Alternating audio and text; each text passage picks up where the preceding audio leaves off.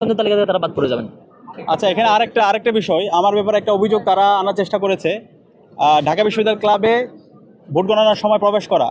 এখানে মূলত আমি গিয়েছিলাম আমাদের যে ভোট গণনা হচ্ছে সেটা এলইডি দেখার জন্য, এবং ওই সময় আমরা দেখতে পাই রিটার্নিং অফিসাররা চলে যাচ্ছিল।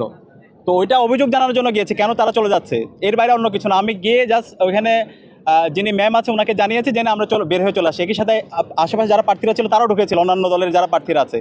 এর বাইরে অন্য কিছু না। এটা সম্পর্কটা বলে রাখা ভালো। বেশ কয়েকটা সেন্টারে এটা ঘটেছে যে শিক্ষক, একজন সাদাদলপন্থী শিক্ষক, তিনি বলছেন অন্য শিক্ষকদেরকে যারা এখানে আছেন যে আপনারা তো সারাদিন কষ্ট করেছেন, এবারের মতো চলে যান, আমরা আছি তো, আপনারা থাকতে হবে না। অর্থাৎ তিনি একটু পরিবেশ তৈরি করার চেষ্টা করছেন অন্যদেরকে পাঠিয়ে দিয়ে।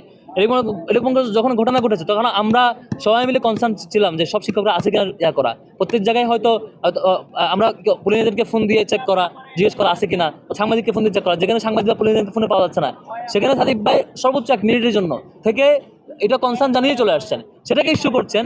আর ওনারা ঘন্টার পর ঘন্টা গেট ভেঙে ঢোকার চেষ্টা করতেছেন, সেটা ওনাদের কাছে ইস্যুই না।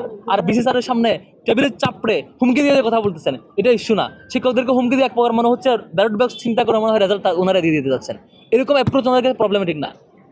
বিচার শিক্ষার্থীদের কাছে দিব, শিক্ষার্থীরা এটার বিচার করবে তাদের ম্যান্ডেটের মধ্য দিয়ে, আগামী দিনের সাপোর্টের মধ্য দিয়ে, মতামতের ভিত্তিতে এবং তাদের সামগ্রিক সমর্থন যোগানোর মধ্য দিয়ে শিক্ষার্থীরা এটা দেখবে। ভোট গণনা হচ্ছে সেই ব্যাপারে আপনাদের কোনো কনসার্ন আছে কিনা? আমরা অবজার্ভ করছি, কনসার্ন থাকলে আমরা জানাবো। আমরা সব জায়গায়